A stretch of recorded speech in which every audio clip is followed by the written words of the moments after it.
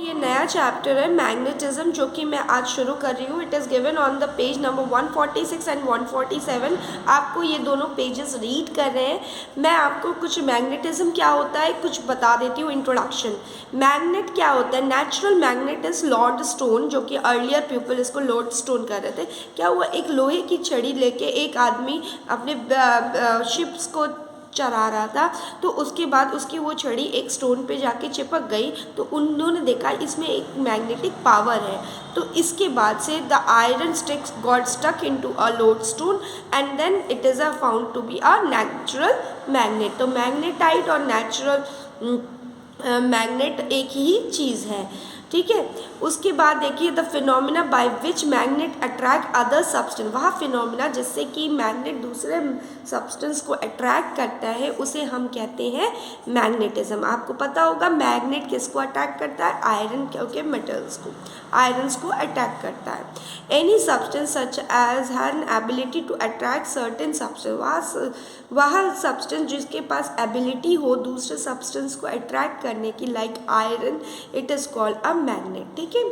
दो substance which get attracted by the magnet, वह substance जो कि जैसे कि आयरन हो गया, निकल हो गया एंड कोबाल्ट हो गया, ये कुछ ऐसी चीज़ें हैं जहाँ जो मैग्नेटिक सब्सटेंस बोलते हैं, क्योंकि ये जो है मैग्नेट इन तीनों सब्सटेंस को, आयरन, निकल एंड कोबाल्ट को अट्रैक्ट करता है, ठीक है।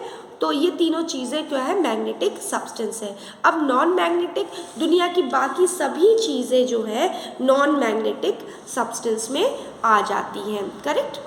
बाकी सारी चीज़ें नॉन मैग्नेटिक सब्सटेंस में आ जाती हैं। देखिए मैग्नेट इतने तरह का पाया जाता है। ये है यू शेप मैग्नेट, ये है बार मैग्नेट, ये भी है एक सिलेंड्रिकल मैग्नेट, ये राउंड मैग्नेट, और ये भी एक शेप का मैग्नेट है।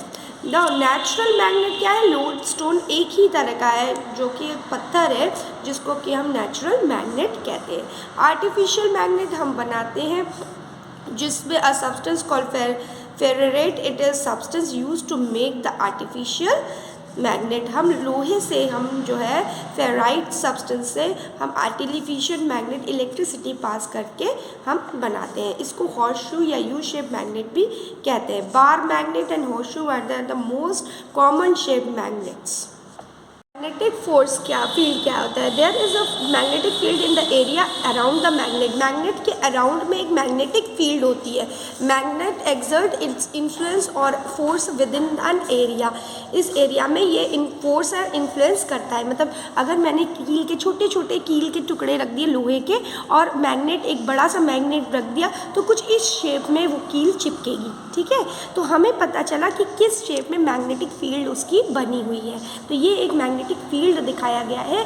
छोटे छोटे जो है मैग्नेट के पार्टिकल्स से इस तरह से वो उसने अट्रैक्ट किया है। तो ये है मैग्नेटिक लाइन ऑफ फोर्सेस। तो इसको देख के हमने इस तरह का डायग्राम अपनी कॉपी में ड्रॉ करा है। इसको आपको अपनी कॉपी में ड्रॉ करना है, इसको नहीं करना है, इसको करना है। आपको मैग्नेटिक लाइन ऑफ फोर्सेस दिखाना है कि मैग्नेट किस तरह से चीज़ों को चिपकता है, उसकी पावर कहाँ सबसे ज़्यादा होती है। मैग्नेट की पावर सबसे ज़्यादा मैग्नेटिक पोल्स में होती है। यहाँ पे पोल है तो यहाँ पे सबसे ज़्यादा उसकी पावर होगी।